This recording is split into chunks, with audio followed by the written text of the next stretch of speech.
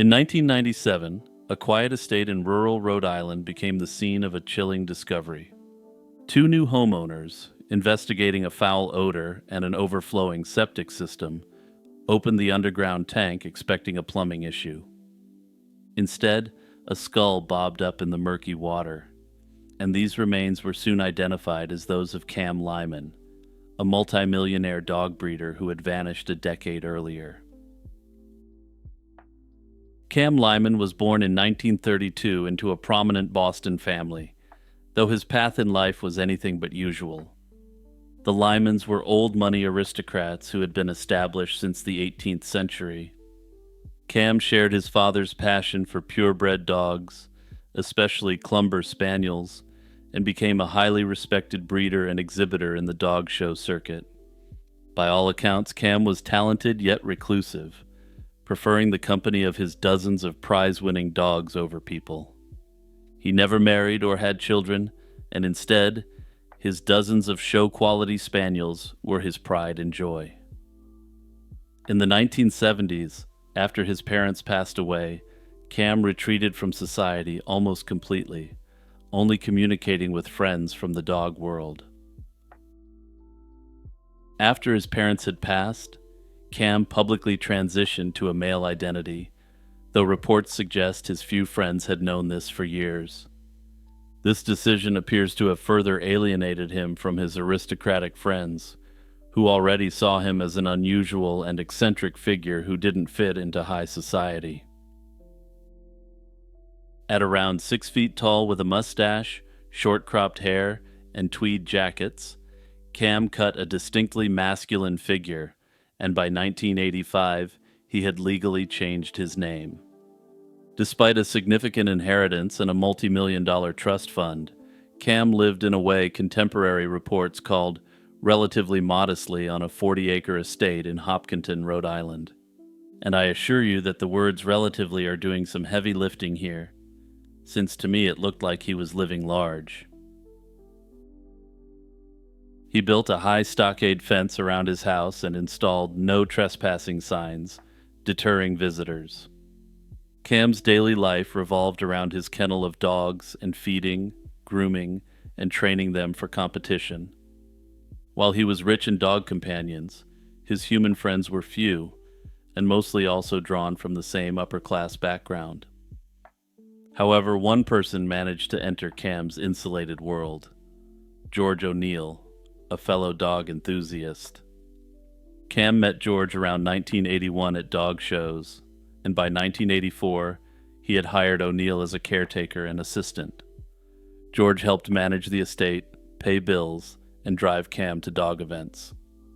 In time, George became Cam's closest confidant, and reading between the lines, it looks as though he portrayed himself as a non-judgmental figure in his life. Cam trusted him enough to grant George power of attorney over his affairs, meaning O'Neill could handle Cam's finances and property. According to later court records, Cam even named O'Neill as sole beneficiary in his will, designating that O'Neill would inherit Cam's personal estate upon his death. It was an unusual level of trust, and one that would come under scrutiny once Cam disappeared. Sometime in the summer of 1987, Cam Lyman vanished. The exact date isn't clear, but July 20th, 1987 is often cited as the day anyone last heard from him, as indicated in court documentation which I was able to dig up. George O'Neill would later tell police that he and Cam had an argument over the phone about dog business, and Cam abruptly hung up on him. The next day, O'Neill drove to the Hopkinton estate to check on his supposed friend. What he found was strange. The mansion's doors were left wide open, the telephone had been ripped out of the wall, and Cam was nowhere to be seen. Dozens of Cam's beloved spaniels were unattended on the property. O'Neill claimed he never saw Cam again after that day. Perhaps even stranger, O'Neill didn't report Cam missing, and he later asserted that Cam had a habit of taking off occasionally. This appears to be true, and Cam was indeed an eccentric multimillionaire with no responsibilities beyond his dogs. That said, He took his responsibilities to his dogs extremely seriously, and these animals had been left in a precarious state on the property. O'Neill said he assumed Cam left town voluntarily for a surgery to cement his male identity. However, he offered no evidence for this theory. Nonetheless, O'Neill treated the situation as if Cam was simply away on an extended trip. He continued caring for the dogs and maintaining the estate. He even started showing Cam's prize dogs under his own name at competitions, as if the animals now belonged to him. For over a year, none of Cam's relatives realized he was missing, showing just how secluded Cam's life had become. The first red flag came that winter when Cam failed to send his usual Christmas cards in December 1987. Cam had a tradition of mailing cards each year, and he wasn't known to forget. Still, for reasons which remain unclear, months passed before the family took action. In 1988, Cam's sisters and brother grew increasingly concerned by the silence and by some odd financial signs. Checks from Cam's trust fund, which were normally signed over to him, were being cashed with a strange Rhode Island bank account number instead of Cam's signature. This indicated someone else was depositing Cam's money.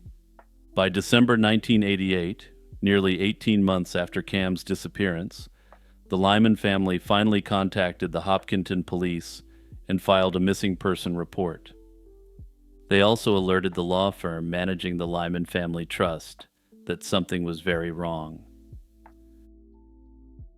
When authorities approached George O'Neill in late 1988, he repeated his belief that Cam had likely gone abroad for personal reasons. At the time, local police didn't treat the disappearance as foul play and wrote it off as just an eccentric rich person doing eccentric rich people things. The Lyman siblings hired a private detective named Charles John Allen to dig into Cam's disappearance. Allen quickly grew suspicious of George O'Neill's role, and he discovered that O'Neill had been depositing Cam's investment dividend checks into a Rhode Island bank account. O'Neill, it turned out, had nearly complete control over Cam's money, and he found out about the power of attorney and the will situation. In essence, if Cam had passed, O'Neill stood to inherit a substantial fortune valued at around $2 million. By the early 1990s, the case remained unsolved and increasingly cold. Cam's two sisters, Mary and Edith, pushed to have him officially declared dead in absentia so that his affairs could be settled. In 1994, 7 years after Cam's disappearance, they petitioned the Rhode Island courts for a death declaration. This move drew media attention, partly because of the aspects of the story involving a wealthy individual who sought to transition, which wasn't a commonly known practice at the time. In June 1995, before the skull was found, Cam Lyman was legally declared dead. Despite the legal declaration, Cam's actual fate was still a mystery. No body had been found, and no one had been charged with any crime in relation to the case. George O'Neill continued to maintain his innocence and insisted that he believed Cam was alive somewhere. Everything changed in the fall of 1997, when a twist of fate finally answered the question of where Cam Lyman had gone. That year, Hopkinton got a new police chief, John Skunkio, who decided to take a fresh look at the cold case. Skunkio, a former state police detective, was apparently amazed that a wealthy person's disappearance had never been thoroughly investigated. And yeah, I'm just going to stop here for a second to let that sink in before we move on. He quietly reopened the case and even brought a cadaver-sniffing dog to search Cam's old estate. By this time, Cam's property had been sold to new owners, dog breeder Greg Siner and a partner, who had purchased the 40-acre spread and moved in with no idea of its dark history. As Skunkio's team was sniffing around the grounds, the new owners themselves stumbled onto the crucial evidence. In late September 1997, Signer noticed a repugnant smell and sewage backing up, signs of a septic tank problem. On September 24th, 1997, Signer and a friend opened the underground septic area, assuming they'd find a clog. They did indeed find the most horrific clog imaginable, partly caused by a skull floating amid the sludge. Investigators recovered a nearly complete human skeleton from the septic tank, which was located just yards from Cam's old house. Right away, there was little doubt who the remains belonged to. No other person was known to be missing in Hopkinton in that time frame, and Cam had literally been right under everyone's feet the whole time. Over the next year, forensic experts confirmed via dental records that the bones were indeed Cam Lyman. The medical examiner determined that Cam's death was from foul play, likely occurring around the time he disappeared in 1987. In other words, Cam had been slain and his body hidden in his own septic system. Truly a disturbing final resting place for someone who just wanted to be left alone with their dogs. While finding the body brought some closure, it also ignited a further investigation. From the moment Cam was confirmed slain, George O'Neill became the prime suspect in the eyes of many, including Cam's family and the police. The motive seemed clear. As with Cam out of the picture, O'Neill had stood to gain financially and did, in fact, assume control of Cam's assets for years. Several suspicious actions by O'Neill both before and after the disappearance bolster this allegation. George never alerted authorities or family that Cam was missing. He waited until the family contacted police over a year later, and even then he was nonchalant, as if Cam's absence were no big deal. Forensic accountants discovered significant irregularities, and it appeared that a large portion of Cam's net worth ended up vanishing under George's questionable stewardship. O'Neill had legal power of attorney and was named to inherit Cam's estate in the will. This allegedly gave him a strong motive to ensure Cam never returned. Despite all this circumstantial evidence and suspicion, authorities never charged O'Neill, or anyone else, with Cam's slaying. No direct evidence or forensic links to George could ever be established, and interestingly, he wasn't the only credible suspect. There were a couple of other persons of interest floated in Cam's case.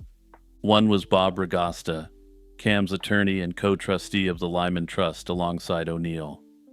Regasta had also been given power of attorney by Cam as well, and was named executor of Cam's will. Essentially, Regasta and O'Neill together controlled Cam's finances when he disappeared. If O'Neill had a hand in wrongdoing, some wondered if Regasta could have been complicit, or at least aware.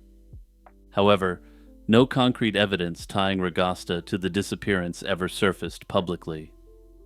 Another pair mentioned by the authorities were John and Judy Weeks, a couple who worked as caretakers on Cam's property before the sale to the new owners. It's unclear what, if anything, made the Weeks suspicious to investigators, and the case remains an active and ongoing investigation. To date, no charges have been filed against Regasta or the Weeks, and they have denied any involvement. George O'Neill was eventually charged with embezzlement in relation to a false check for $15,000 he had unlawfully cashed for himself.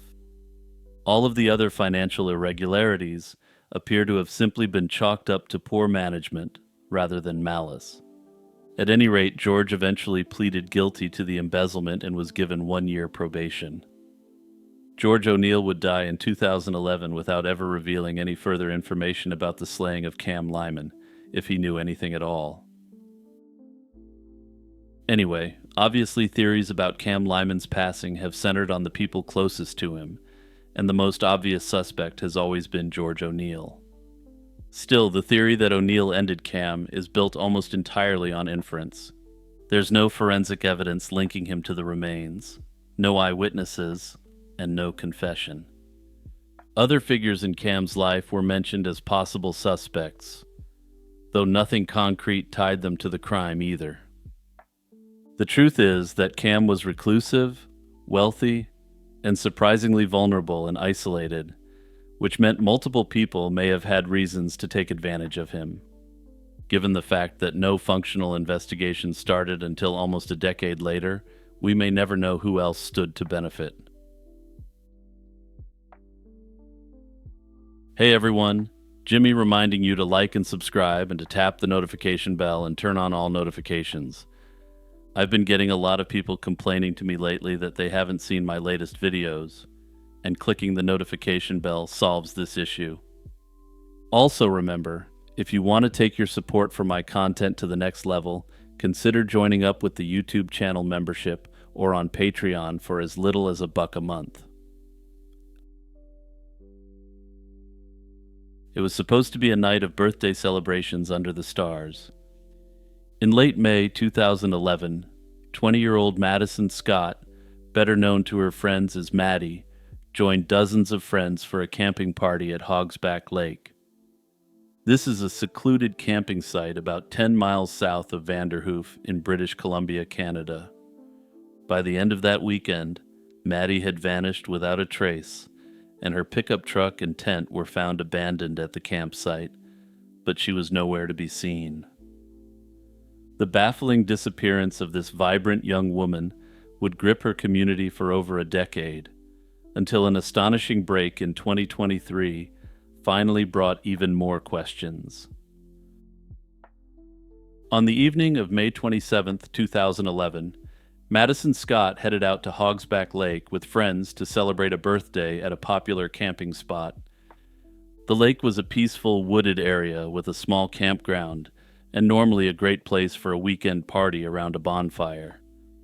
Maddie had even brought a large tent, planning to spend the night by the lake after the festivities.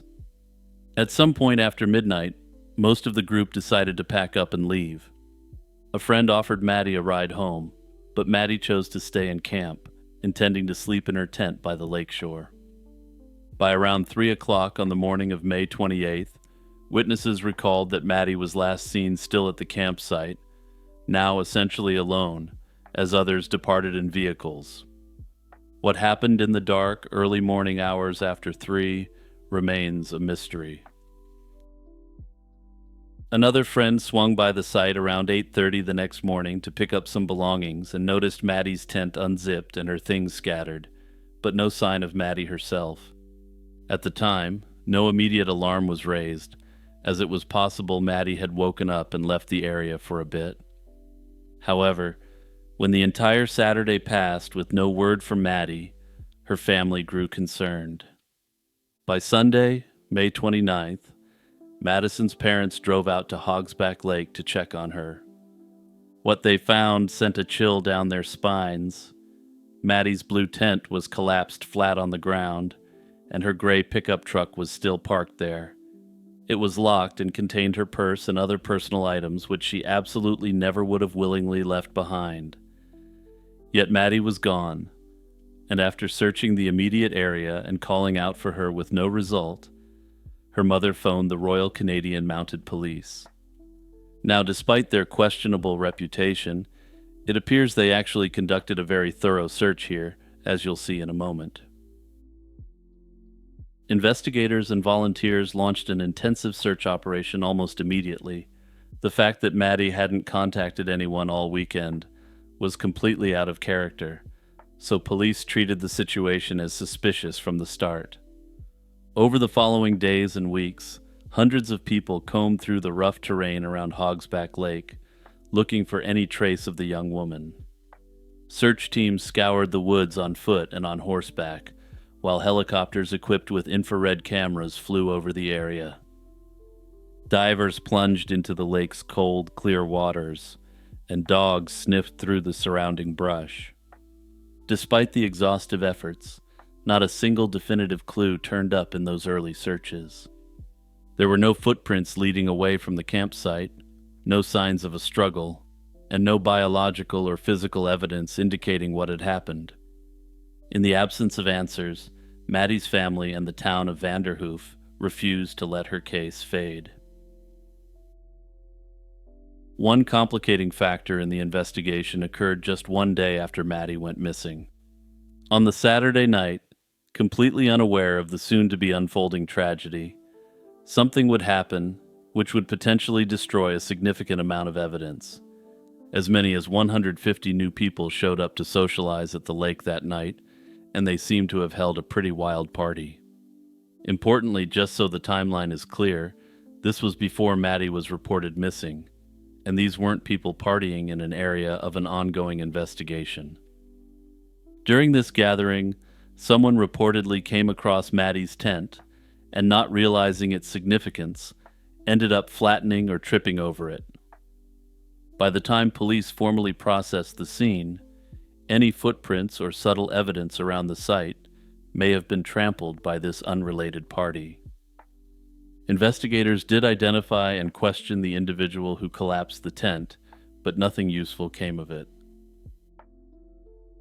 After nearly 12 agonizing years of mystery, the case saw a major development in late spring 2023. In the last week of May 2023, investigators executed a search warrant on a rural property on the east side of Vanderhoof. Acting on new information, police scoured the property and made a heartbreaking discovery. These were human remains, which the BC Coroner Service soon confirmed to be those of Madison Scott. The location of the discovery raised eyebrows and new suspicions.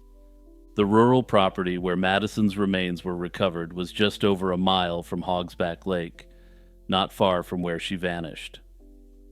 According to one report from the CBC, Canada's national broadcaster, it's been alleged that the property belonged to the father of two men who saw Maddie at the party that night. Ultimately, while the police believe that foul play was involved, they haven't outright confirmed this, nor have they confirmed the report about the two men. The authorities are still investigating the case and have yet to formally name any suspects or persons of interest. You're living in a small New England town in the late 1880s, and word spreads quickly that the Leatherman is due to arrive today, right on schedule. But despite this sinister name, you and the other townsfolk step out to watch as a strange figure trudges into view. He's a bearded man swathed head to toe in a patchwork suit of leather, perhaps 50 pounds of it, scuffed and weather-beaten from endless travel. He moves with a steady determination, indifferent to the rain and mud, a well-worn knapsack on his back and a stout walking stick in hand. It may sound like complete fiction, but this is no myth, but rather the multiple mysteries of a figure beloved by New England locals in the 19th century. The man known only as the Leatherman was a mysterious vagabond who roamed the roads of western Connecticut and eastern New York in the mid-19th century. He first appeared sometime around the late 1850s and spent over 30 years trekking through the region until his death in 1889, and his legend grew over the years. His nickname came from his unusual attire. He had a handmade outfit completely fashioned from leather boots, belts, and scraps.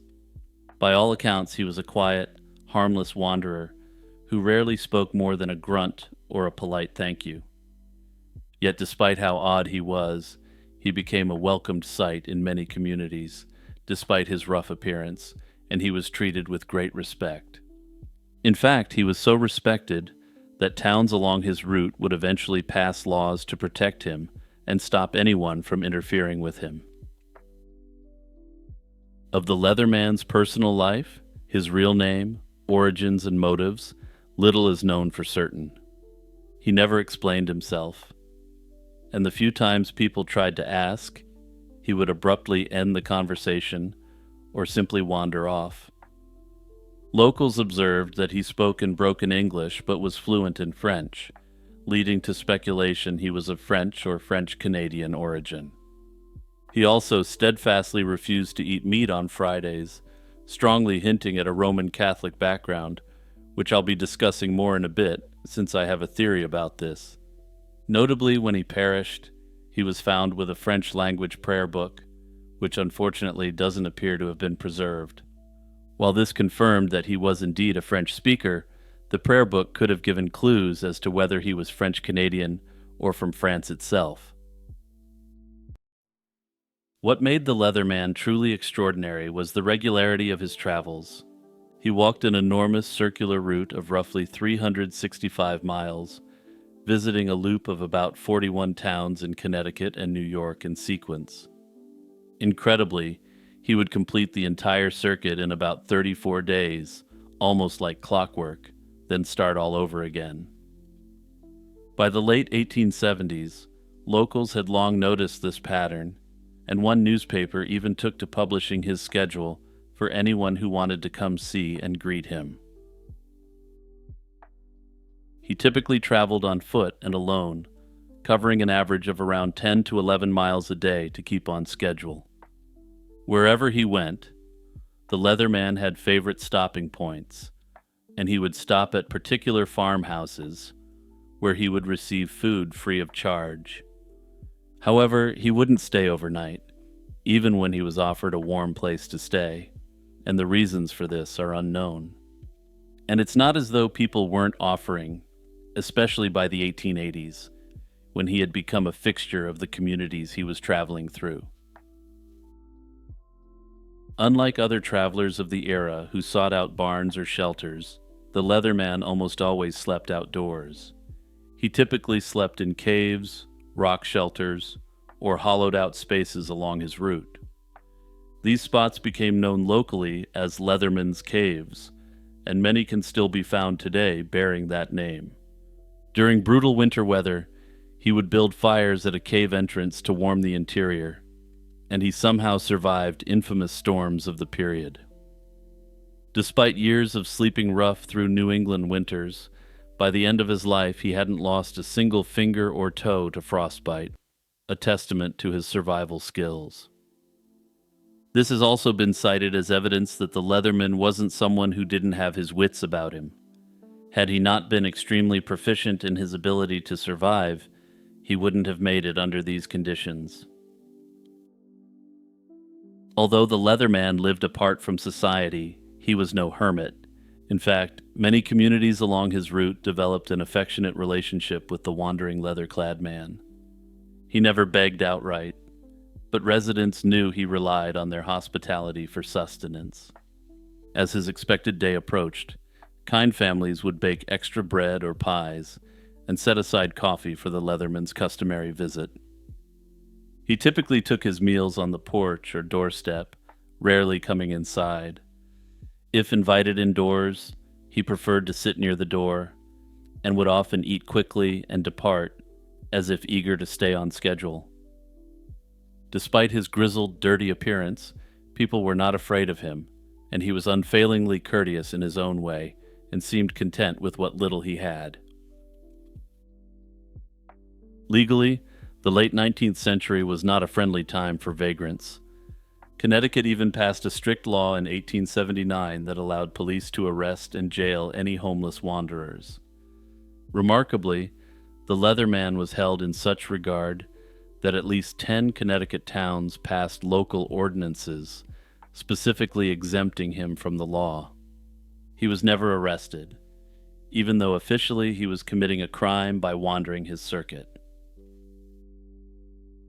He was, however, taken into custody by the authorities in 1888, but this wasn't for the reason you might think.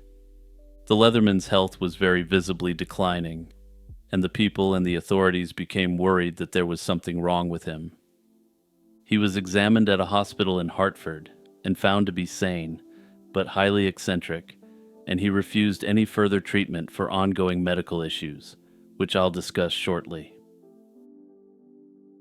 From almost the moment he first appeared, people wondered, who is this strange man, and why is he doing this? The Leatherman himself never gave an answer, so speculation ran wild. In 1884, a Connecticut newspaper attempted to solve the mystery by publishing what it claimed was the Leatherman's real-life story, and the tale was sensational. One popular explanation said the Leatherman was really Jules Bourglet from France. According to this tale, he was a man who fell in love with a leather merchant's daughter, lost his fortune in a failed leather business, and then took to wandering in leather as penance. This romantic tale neatly answered every question people had, and newspapers eagerly reprinted it. But there was a catch. Not a word of it was true. In reality, the Leatherman never divulged such a story to anyone. The reporter had simply invented it when he failed to get an interview, and the newspaper later printed a retraction once the hoax came to light. Despite the debunking of the tale, no further progress was made in finding out who he was, and the Leatherman's real identity remains a mystery to this day. Most researchers believe that he was most likely of French-Canadian background and may have been from either Quebec or New Brunswick in Canada or from Maine. That said, there does remain the very real possibility that he was actually from France, or that he was born in America to a French, but not French-Canadian family. In the winter of 1889, after more than 30 years on the road, the Leatherman finally succumbed to illness. On March 24, 1889, he was found deceased in one of his caves in the town of Mount Pleasant, New York, not far from Ossining. The cause was determined to be mouth cancer, likely a result of his years of tobacco use. Locals who had looked out for him in life ensured he had a proper burial, and he was laid to rest in Ossining's Sparta Cemetery, although no one knew his real name. For a time his grave was mistakenly marked Jules Bourglet, reflecting the popular legend, but in truth he remained as nameless in death as he had in life. Also, there is something so fittingly poetic about a man who chose to adopt a Spartan lifestyle for his entire known life being buried in Sparta Cemetery. If this was a work of fiction, viewers would say, "Nah, that's going a bit too far." In 2011, concerns about the old grave's proximity to a roadway led to an exhumation of the Leatherman's remains, and historians hope to finally identify him via DNA. To their surprise, the coffin held only a few nails and scraps of wood, and his body had long since disintegrated and been claimed back by the earth. He was reburied in a new spot in the cemetery, under a fresh headstone that simply reads, "The Leatherman," acknowledging that this mystery will likely never be solved. Personally, I think the Leatherman's mysterious devotion to his wandering life takes on deeper resonance when viewed through the lens of Roman Catholic tradition. He was known to avoid meat on Fridays, a custom deeply rooted in Catholic practice, and he kept with him a French prayer book that suggests a faith carried quietly but consistently.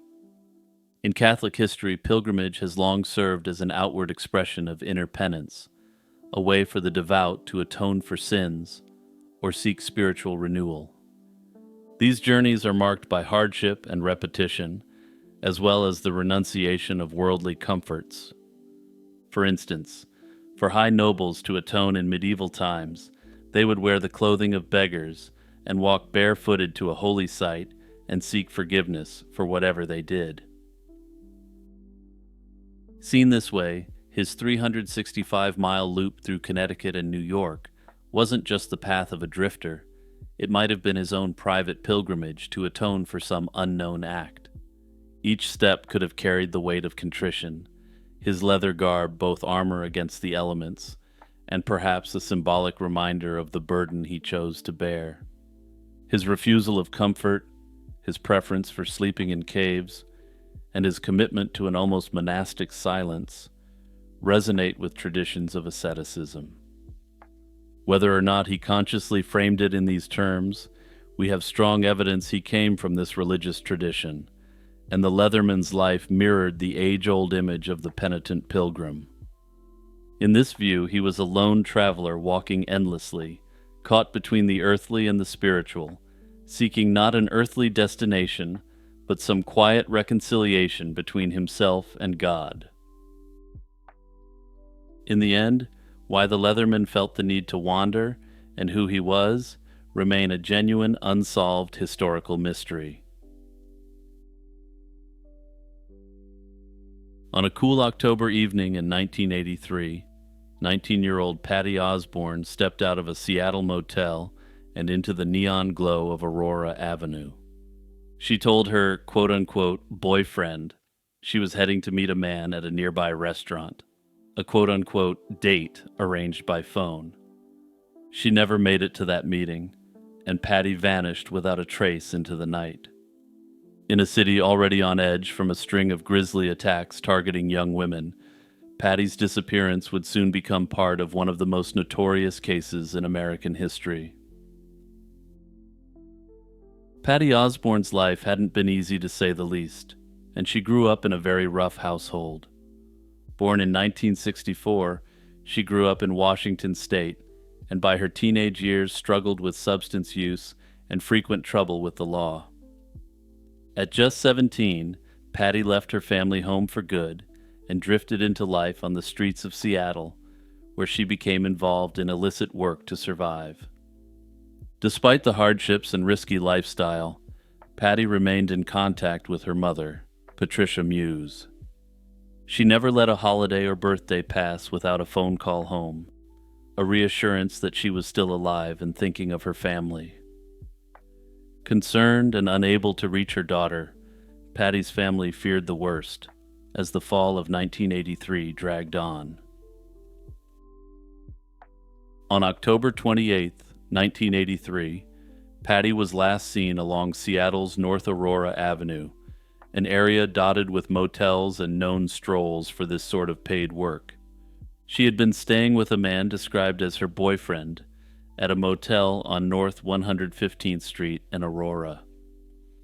That evening, Patty left the motel room to meet a client at a nearby restaurant. The plan was routine for Patty's line of work, but something went terribly wrong. When her boyfriend realized she hadn't come back, and with no word from Patty in the days that followed, it became clear she had mysteriously disappeared.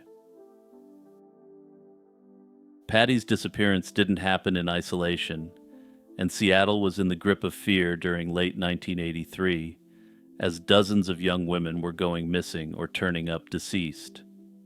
Just the previous year, in 1982, police had discovered the bodies of 5 women in or near the Green River in King County, sparking a massive investigation. Throughout 1983, more women connected to the case went missing, and several bodies were found dumped in wooded areas around Seattle's suburbs. Many of the victims, like Patty, were living on the outskirts of life, and were in this illicit line of work, or were young runaways. It was against this backdrop that Patty Osborne vanished, and investigators quickly suspected her case was not a simple missing person, but something far more sinister.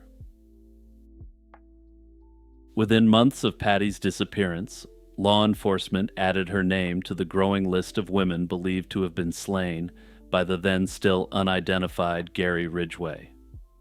This is a name, of course, that's well known to anyone with even a passing familiarity with crime. The Green River investigation stretched on for years without an arrest. It would go on to become one of the largest and longest-running serial predator cases in American history. Finally, in November 2001, a major breakthrough came when DNA technology linked a longtime suspect, Gary Ridgway, to several of the attacks. Ridgway was arrested and eventually struck a plea bargain to avoid the DP, and he agreed to confess to everything so the authorities could bring closure to the families of the victims. In 2003, Gary Ridgway pleaded guilty to 48 counts, making him one of the most prolific confirmed serial predators in history. As part of his cooperation with authorities, Ridgway provided information on many of his victims, including details that helped recover remains of women long missing. In the course of these interviews, Ridgway also admitted to slaying Patty Osborne. However, unlike most of his other confessions, his admission, lacking detail and physical evidence, wasn't enough for prosecutors to bring a formal charge in Patty's case. With no body and no forensic proof, authorities had to leave Patty Osborne's case officially unsolved, even as Ridgway went to prison for life for the numerous other cases. In the final plea agreement, King County Sheriff officials removed Patty's name from the list of victims Ridgway was charged with, citing the lack of evidence. This, of course, was an awful feeling for Patty's family, who thought that there would be some form of justice for Patty now that Ridgway was clapped in cuffs. At present, most believe that Gary Ridgway was indeed responsible for the slaying of Patty Osborne in 1983. However, there are lingering doubts, because aside from her and two other women, he was able to provide great detail on all his crimes and reveal the locations of his victims' bodies. Unfortunately, Patty's body has never been recovered, and the authorities have hoped that Gary Ridgway, who is still alive, may one day sing like a canary. Personally, I believe that he may have simply forgotten the location of her body, since he didn't deny committing this horrible act against her. Notably, he did explicitly deny being connected to a few other victims, who the task force had thought he had slain, so I suspect he wouldn't lie about Patty's case. And actually, as I read that out, that kind of sounds ridiculous. This guy is one of the most prolific predators of all time, so obviously his word isn't worth a thing. Jimmy here once again, just quickly signing off and wishing you positive vibes and a chill time. And with that said, peace out everyone, and don't forget to check out my other videos.